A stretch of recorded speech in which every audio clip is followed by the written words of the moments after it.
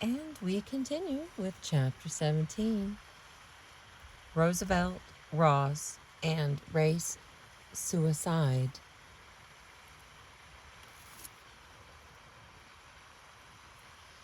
Well-born, impeccably educated, and a master communicator, Theodore Roosevelt, born 1858 through 1919, never lost sight of race as the driving force of human history, especially of his American race.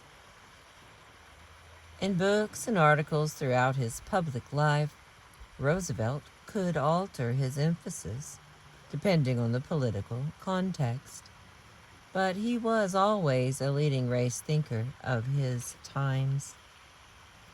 Another representative American opinion maker, Horace M. Callan, quite aptly termed Roosevelt a drum major and a prophet, as he was the leading race thinker of his times, and he got started early. As a youngster, Roosevelt admired the heroics depicted in Henry Wadsworth Longfellow's saga of King Olaf in Tales of a Wayside Inn, 1863.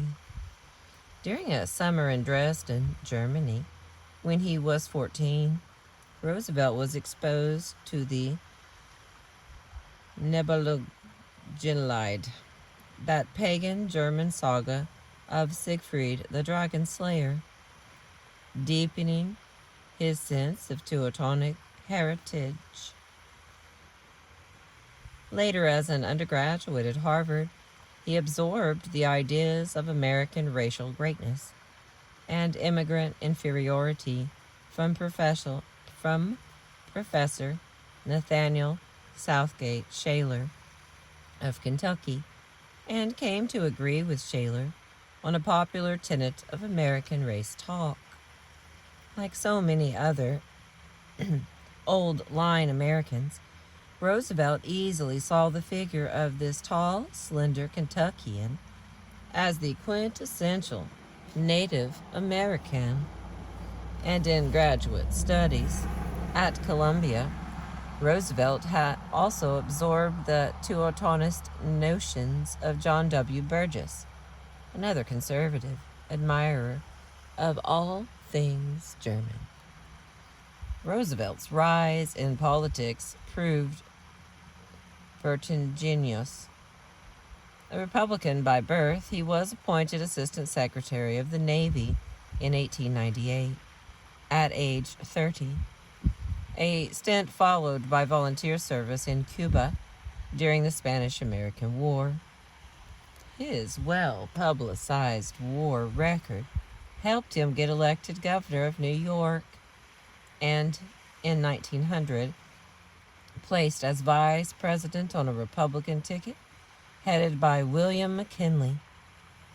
Roosevelt was 42 years old when he became president after McKinley's assassination in 1901. Serving as a progressive, even a trust-busting president between 1901 and 1909, he returned to politics as the presidential nominee of the Progressive Party in 1912 campaign that brought the Democratic Woodrow Wilson to the White House. During this entire time, Roosevelt spoke and wrote tirelessly, starting off with a series of Teutonist histories and biographies. The Naval War of 1812, written in 1882. Thomas Hart Benton, written in 1887. Gouverneur Morris, written in 1888. And The Winning of the West. He wrote that between 1889 and 1896. The American Historical Association, the AHA, acknowledged his contribution to the writing of history by electing him president in 1912. This selection was unsurprising, since Roosevelt had succeeded wildly as a historian. Moreover, as a strident Teutonist, he fit in well with his AHA predecessors, the Boston Brahmin statesman historian George Bancroft in 1886. The industrialist turned award-winning historian James Ford Rhodes in 1899. The Bostonian Brahmin, grandson and great-grandson of presidents Charles Francis Adams in 1901. The Anglo-Saxonist, imperialist historian Alfred Thayer Mahan in 1902. And Roosevelt's Harvard classmate and friend, the Harvard history professor Albert Bushnell Hart in 1909. All right, there's like a paragraph about that. A little side note. There was a gap. Frederick Jackson Turner's election in 1910 signaled a hiatus in the Teutonist idea. Turner espoused a frontier thesis, making the American frontier, not medieval Germans in their forests, the wellspring of American identity. Like Crèvecoeur, Turner envisioned Americans as a mixture of Northern Europeans, still only Northern Europeans, but as a mixture occurring in the Western Hemisphere, rather than in Emerson's version of England. Such views placed Turner outside the club of pure Teutonists. And we're back to the main reading. Echoing Carlyle's Norse theme in the 1880s, Roosevelt's Thomas Hart Benton hails the most warlike race. Those hardy frontiersmen, conquerors of the West, like so many Norse Vikings. Echoing Emerson in English traits, Roosevelt practically savors the hideous brutality of warfare against the Indians. Indeed, Roosevelt's enthusiasm for virile violence knows few bounds. Intrepid Americans who take over Texas merge into Emersonian Norsemen as North Sea Rovers, a shipload of Knut's followers, and Rolf's Norsemen on the sea coast of France. Roosevelt pictures Sam Houston as an old world Viking, whose life as a whole emerges as picturesque and romantic as that of Harold Hardrada himself. And we have a little side note. Harold Hardrada, from 1015 through 1066, King of Norway. Also, Harold III Sigurdsson led an international life in Norway, Scotland, and England, and in Russia, Sicily, and Bulgaria, perhaps even in Jerusalem. Attempting to enforce his claim to the English throne, he died in battle at Stamford Bridge, Yorkshire, England, at the hands of the English King Harold II. Less than a month later, Harold II died at Hastings, and William of Normandy became King of England. Back to the main reading. Thus, early on, Roosevelt bought into much of the Teutonic hypothesis of American governmental institutions, but not quite all of it. Others, such as the Reverend Josiah Strong, were jubilantly predicting the universal reign of the Anglo-Saxon at the expense of all other races. Strong's book titled Our Country, Its Possible Future and Its Present Crisis from 1886 primed Americans for a final conflict between Anglo-Saxons and others, with presumably Irish and other Celts on the losing side. It sold 175,000 copies in a generation. Not quite so narrow, Roosevelt acknowledged the mixed racial nature of Britons and Americans. Race, of course, meaning the Europeans' races alone. In what today seem like trivial nuances, Roosevelt usually termed his superior race English speaking, rather than simply English.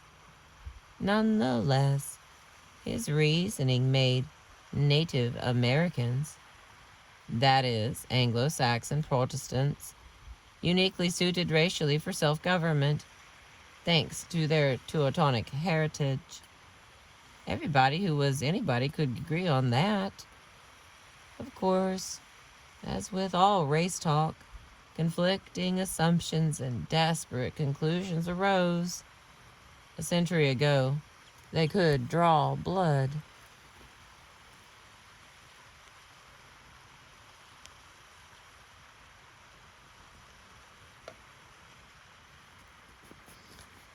Controversy reigned over whether Americans or Englishmen or even Germans had inherited the self-governing genius of medieval German forests. The English Anglo-Saxonist E.A. Freeman chose his own England, but accepted Americans into the race club. Herbert Baxter Adams, holder of a Ph.D. from Heidelberg, most Americans race theorists studied in Germany at one time or another, taught at Johns Hopkins. A prideful New Englander, he planted medieval Germans' descendants in New England, rather bypassing England itself. The Harvard Ph.D. and young Congressman Henry Cabot Lodge, a New Englander of self-proclaimed Norman French heritage, saw much virtue in the Norman contribution to England, yet spoke often and easily of the English race. Following Carlyle, Lodge saw Normans as Saxons who happened to speak French, and therefore as full-blooded Teutons. John W. Burgess, a political scientist at Columbia University, had spent 1870 through 1873 studying at Göttingen. Burgess held the Germans monopolized racial and political superiority, even down to his own times. More than a little distrust crept into race theory with regard to present-day Germans. As imperial rivalries raged in early 20th century Europe, Burgess pushed for a political alliance of the Teutonic powers of Germany, England, and the United States against France. But Lodge distrusted both Britain and Germany. Roosevelt, meanwhile, shied away from Germany, calling it the land of swinish German kinglets who let out their subjects to do hired murder and batten on the blood and sweat of the wretched beings under them. The lawyer, philosopher, and social Darwinist historian John Fiske, the leading American popularizer of Anglo-Saxonism, held, "We New Englanders are the offspring of Alfred England, but nonetheless, we the English are at least 3/4 Celtic. I believe that in blood we are quite as near to the French as to the German, probably more so." Most other turn-of-the-century Teutonists, like Emerson earlier, thought the French stood for all that was alien to the democratic, but not revolutionary, Anglo-Saxon genius. Even Henry Cabot Lodge, the self-proclaimed Cabot descendant, made his French ancestors into Saxons, the better to admire the Germans of Tacticus and Caesar, and so it went. Tempests we now set in a teapot, but at the time a big, important pot of tea. Like the majority of his contemporaries, Roosevelt made race, not, say, class, the major force of human history, but his notion of American race changed over time. In his early work, American and Englishmen are much the same race, a byproduct of German, Irish, and Norse combining in the British Isles. In admitting the Irish admixture, Roosevelt parted ways with some of his fellow Teutonists. His teacher Burgess, for instance, had locked the Irish out of the Teutonic race, and Roosevelt's friend, Henry Cabot Lodge, initially had hard words for the Irish. Politics were where the Irish represented a potent force, made all the difference. After Lodge entered politics, he, like Roosevelt, came around as his Irish-American constituents forced him to soften this critique.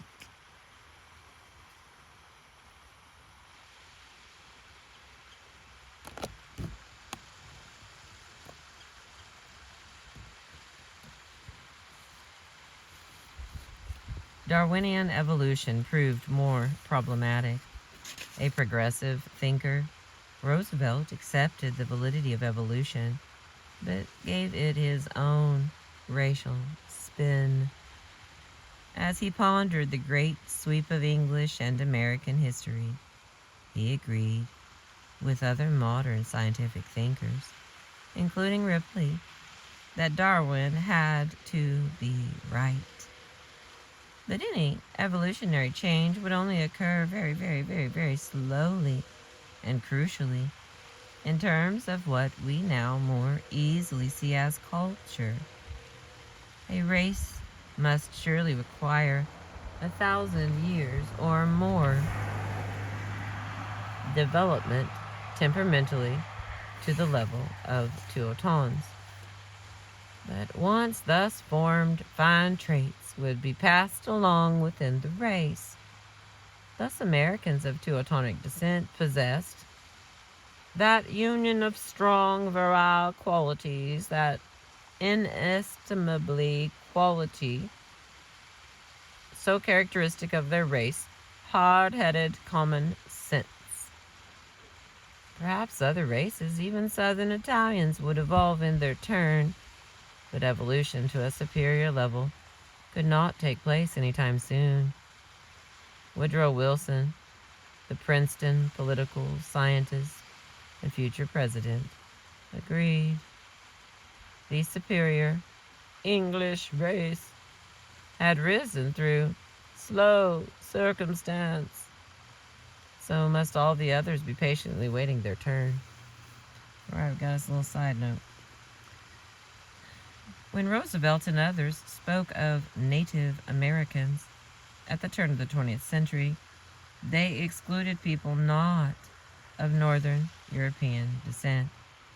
Indians, Negroes, Asians, and immigrants from Southern and Eastern Europe did not count as Native Americans. Oh, that's interesting. That's a real twist. Okay, back to the main reading.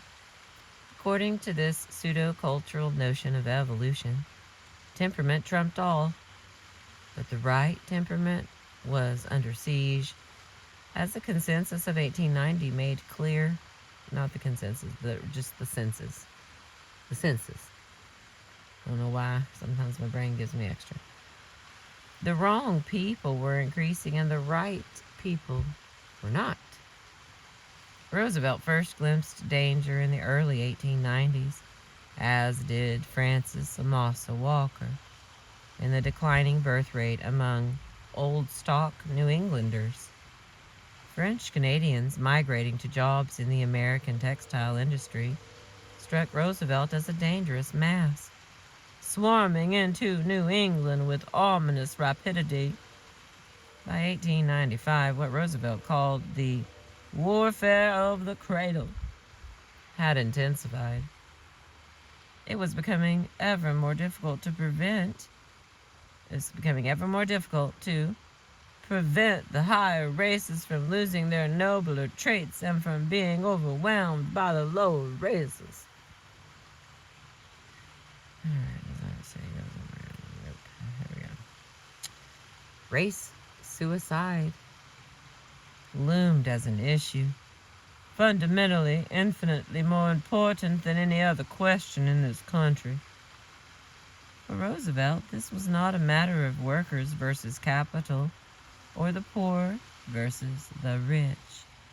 It was a kind of race war pitting the higher races of his Native Americans against two groups deemed inferior by dint of their hereditary, degenerate, poor white families of native descent and immigrant workers from Southern and Eastern Europe. African Americans hardly figured in this discussion, as prominent race thinkers had convinced themselves that the Negro was dying out, unfitted as he was to live outside of slavery. As a race publicist in the era of rising worker unrest, Roosevelt dedicated the last decades of his life to exhorting the better classes to reproduce more lustily in order to meet, and he hoped, overcome the demographic competition of their inferiors. Great slogans are rare, and this one, race suicide, though co-opted by Theodore Roosevelt, was not of his invention.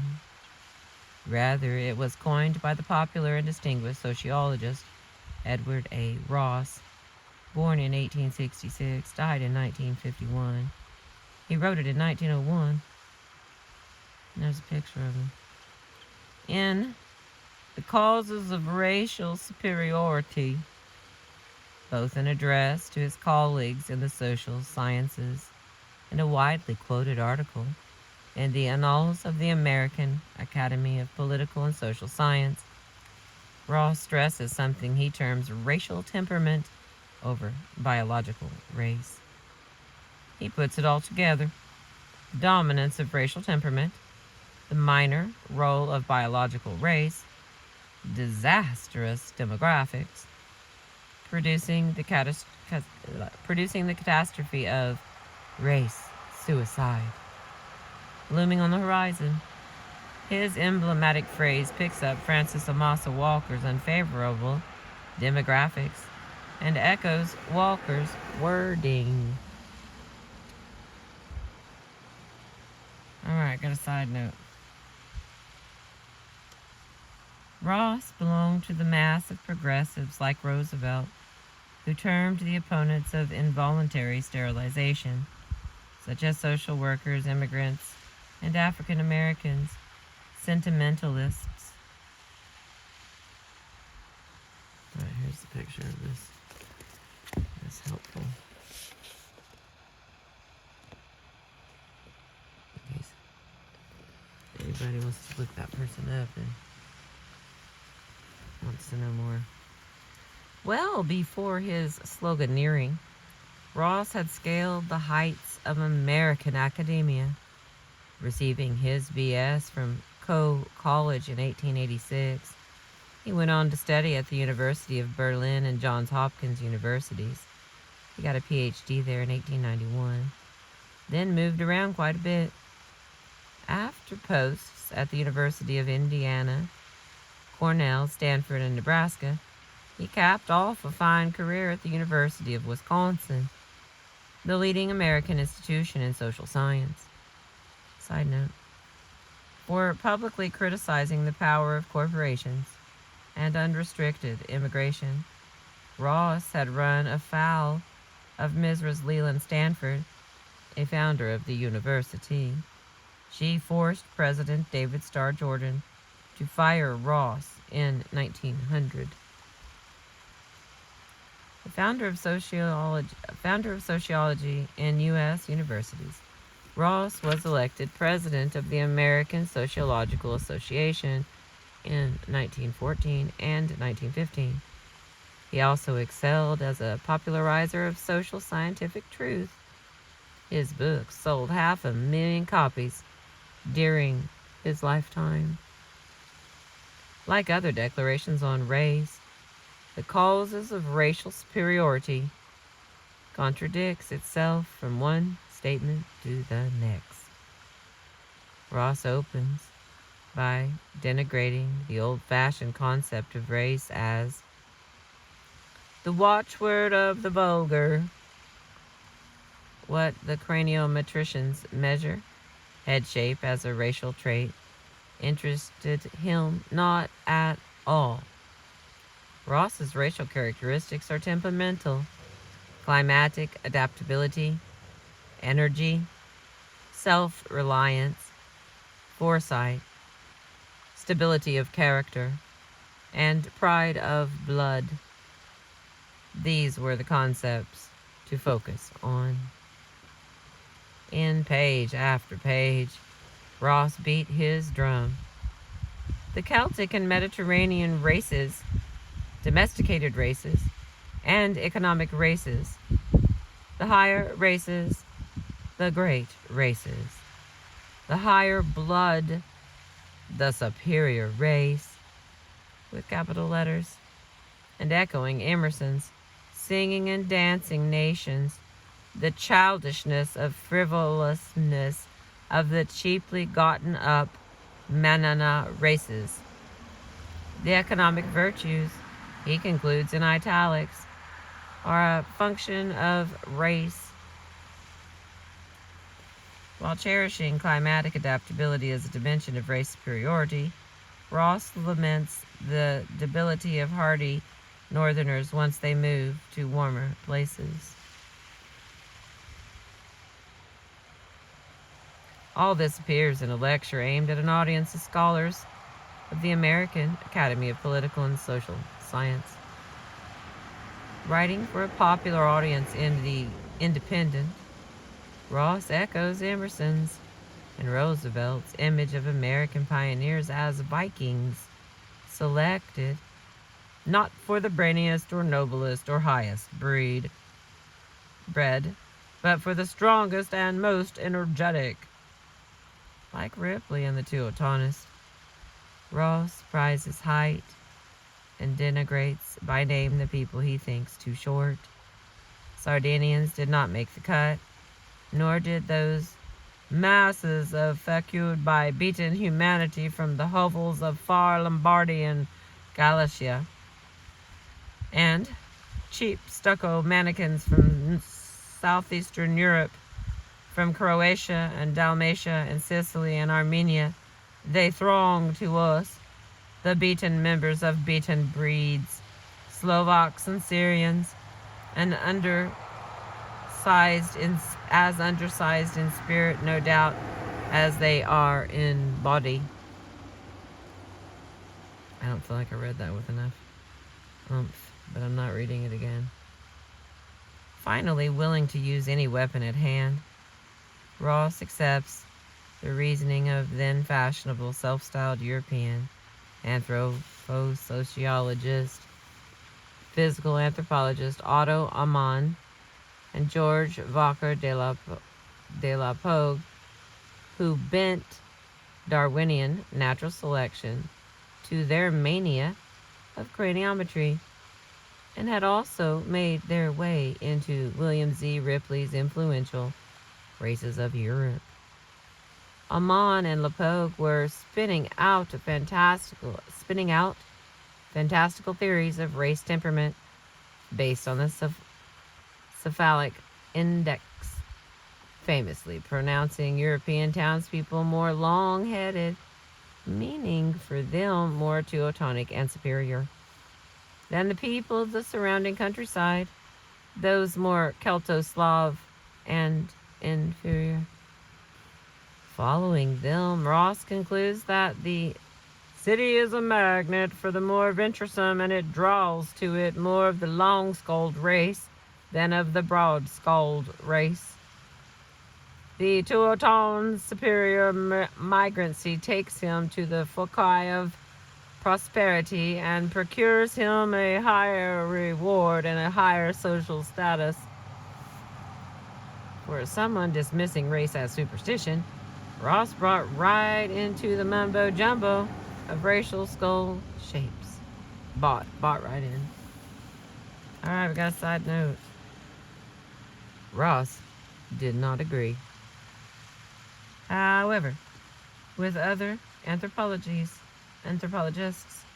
like Sir Edward Keith in England, that war served eugenic purposes. According to Ross, modern warfare had become so industrialized that it no longer served manly ends.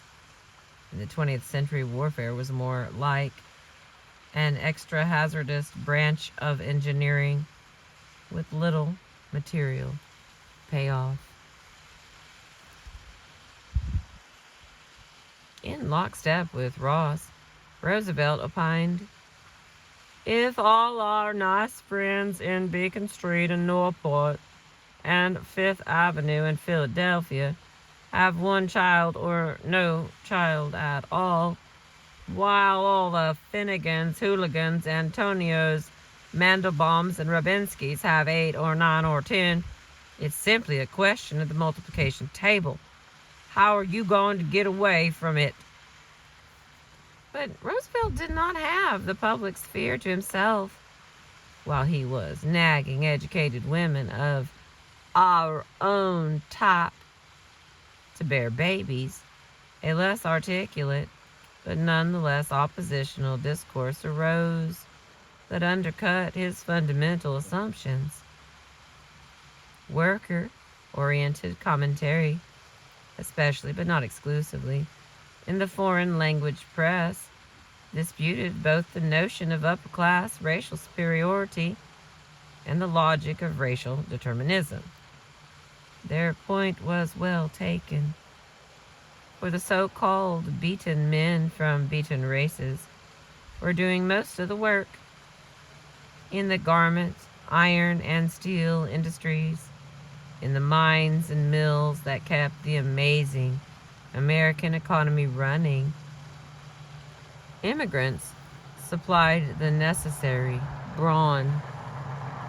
The rhetoric flowing from the countries Roosevelt's and Ross's might harp on race, the Italian race, the Jewish or Hebrew race, the Anglo-Saxon race.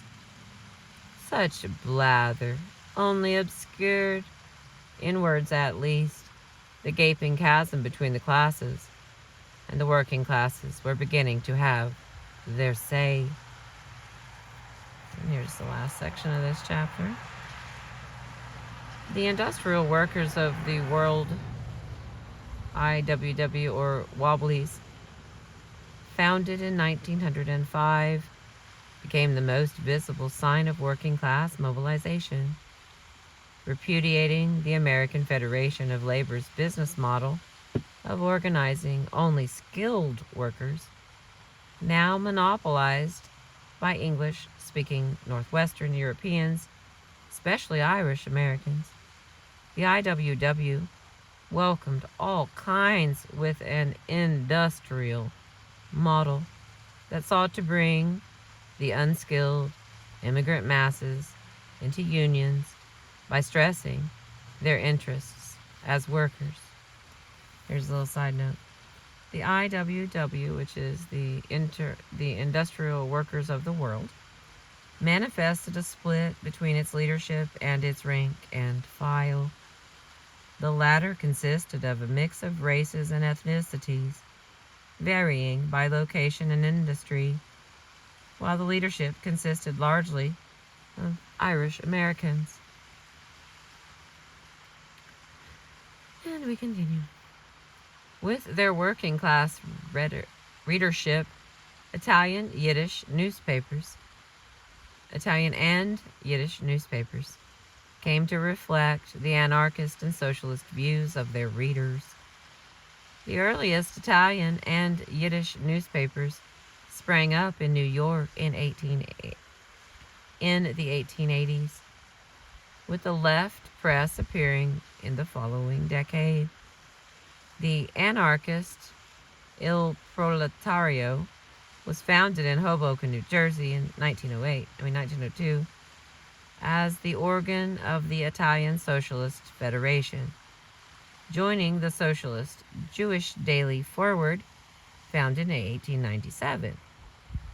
Such papers depicted American society quite differently from the Tony journals that couched their race theory in quasi-scientific, quasi-historical terms. Italian anarchists especially heaped scorn on American self-righteous blindness, above all when it came to injustices inflicted on blacks in the South. True, other immigrant workers had become targets of labor abuse, but Italians had suffered a special wound. The lynching of 11 Italians in New Orleans in 1891, as though to echo David Walker's 1835 accusations, Il Proletario skipped over the idea of white races and stressed the injustices of black Americans at the hand of native-born whites. A blast from El Proletario in 1909 asked, all right, here's some more reading. 1909. Who do they think they are as a race, those arrogant whites? From where do they think they come? The blacks are at least a race, but the whites, ... How many of them are bastards? How much mixing is there? Pure blood. And how many kisses have their women asked for from the strong and virile black servants? As have they, the white males, desired to enjoy the warm pleasures of the black woman of the sensual lips and sinuous bodily movements. But the white knights care little for the honor and decency of the black women, whom they use and abuse as they please. For these, race hatred is a national duty. End scene. I did my best there. I was putting something into it. Sounding a note that grew louder and louder, El Proletario reached a ringing conclusion. Not race struggle, but class struggle. But it was too early, and El Proletario's exhortation fell on ears attuned to another sort of analysis, one that interpreted class status as permanent racial difference. With African Americans largely cornered in the South, the race in this race question was as much white as black. And that is the end of chapter 17. Here's what I've been reading you. Come on, baby.